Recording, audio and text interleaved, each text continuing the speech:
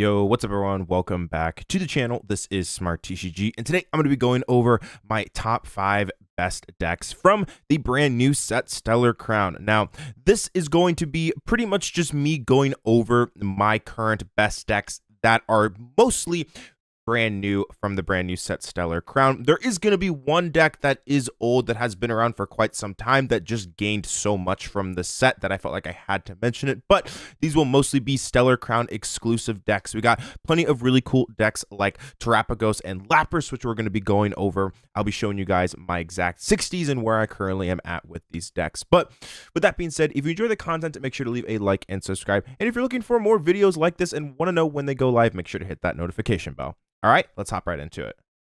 5 here, we have Lapras EX. Lapras EX is one of the EX Pokemon that has been getting overlooked, I think, a little bit, as most people have been putting their attention to some of the big stars in the brand new set, like Galvantula and Terrapagos. However, I think this card actually has a lot of potential. Lapras EX has that first attack, Power Splash, which deals 40 times 40 for each energy attached to this Pokemon. Typically, this attack is not going to be super powerful at the beginning of the game. However, towards the end of the game, it definitely can become very threatening.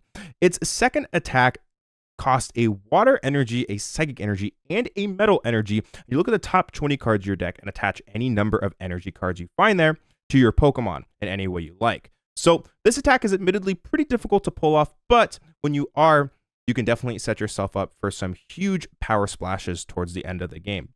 Next up, we have Ho-Oh-V. Ho-Oh-V is a card that has been around for quite some time. It just really hasn't seen a whole lot of play. This card was released way back in the Silver Tempest set back in 2022, and it is a card that I think a lot of people forgot about, but I actually think it has some potential in this deck. Its attack, Reviving Flame, reads, once during your turn, if this Pokemon is in the discard pile, you may put it onto your bench, and if you do, you get to attach up to 4 basic energy cards from your discard pile to this Pokemon. Use this ability, though, your turn ends. So this is going to be something that you really want to try and get off on that first or second turn of the game. And its attack deals 100 damage times 30 more for each different type of basic energy attached to this Pokemon. We also got cards like Mew EX, Squawkabilly, and Radiant Greninja. This is a turbo deck, so you want to go quick, have that consistency. Very, very important to have those cards.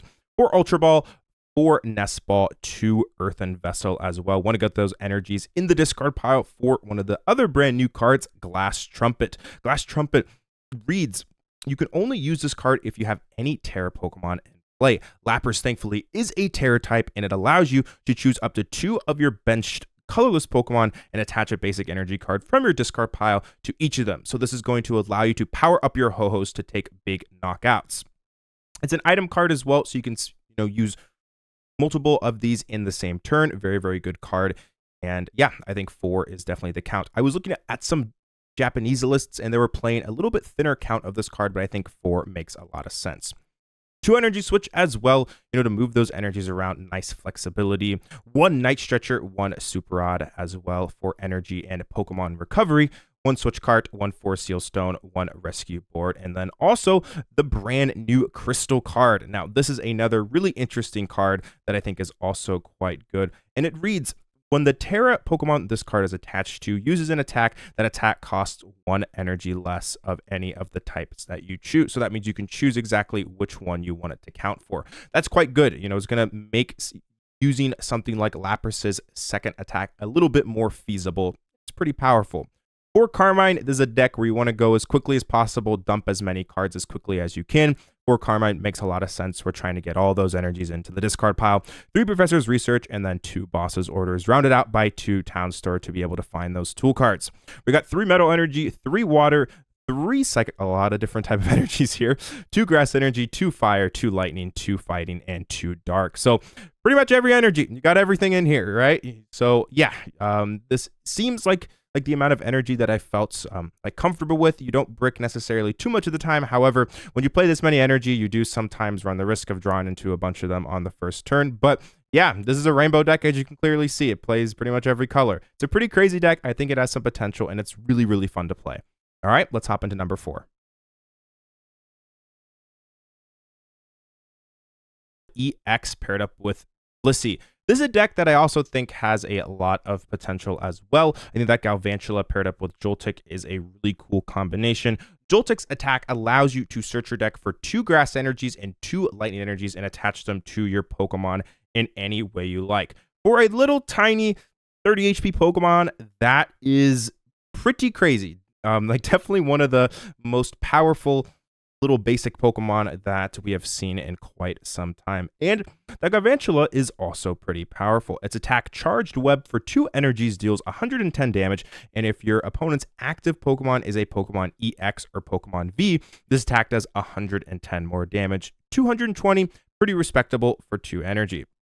Its second attack, this is going to be the main one that we use, Full Grit, which deals 180 damage, and you discard all energy from this Pokemon, and during your opponent's next turn, they can't play any item cards from their hands. So being able to item lock and deal 180 is very, very powerful. The problem is that we discard all of our energies, and that's a problem. So we need a way to get them back. Well, thankfully, we got the Glass Trumpet to be able to attach energies from the discard pile onto Blissey, and then you can use Blissey's ability to be able to move the energies back onto the Galvantula. We also have the Power Glass as well, which will help get those energies back onto the Galvantula as well. Pretty cool combination. Actually is a little bit more consistent than I kind of initially thought.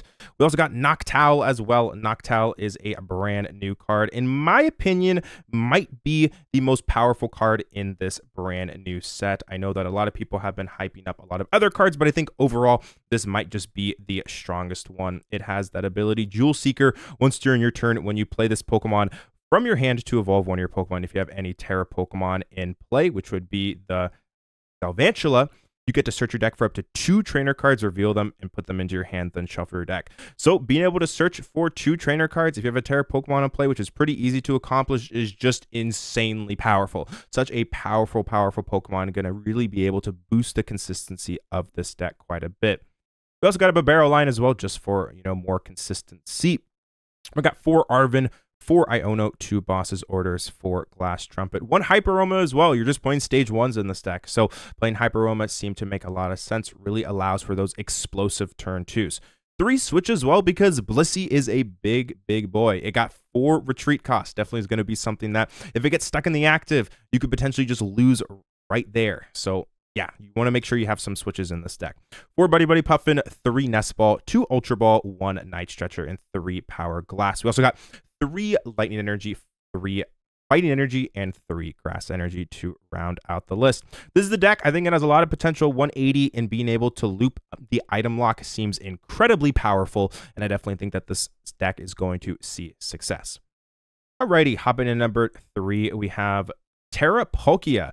Now, Palkia is a card that saw tons of success in years past. However, it admittedly kind of got power crept out of the format. There just are so many high HP Pokemon that can one-shot this, with plenty of also powerful lightning types seeing success over the past year. Palkia kind of fell out of favor. However, with Area 0 being released, I think this deck has a ton of potential. Area 0 is the brand new stadium card that reads, if you have a Terra Pokemon in play, you can have up to 8 benched Pokemon, meaning that Subspace Swell is going to be able to hit those big numbers that it hasn't been able to hit for quite some time, just due to the power creep in the standard format. That is absolutely huge, very, very important. It's going to allow Palkia to be able to consistently one-shot those big HP Pokemon, which is going to allow it to keep up in the standard format. We also got the Terrapagos as well. Terrapagos is a card that admittedly has been getting the most talk recently. I think out of all the brand new cards, this is the card that has been seeing the most talk. Its first attack deals 30 times 30 for each of your benched Pokemon. However, you can't use it on the first turn, which means that you're not going to be able to donk people with this deck, unfortunately. So they did nerf that, to kind of prevent, I think, decks that would just be able to win on the first turn. I guess I didn't feel like that would be very healthy, so they did nerf its unified beatdown attack.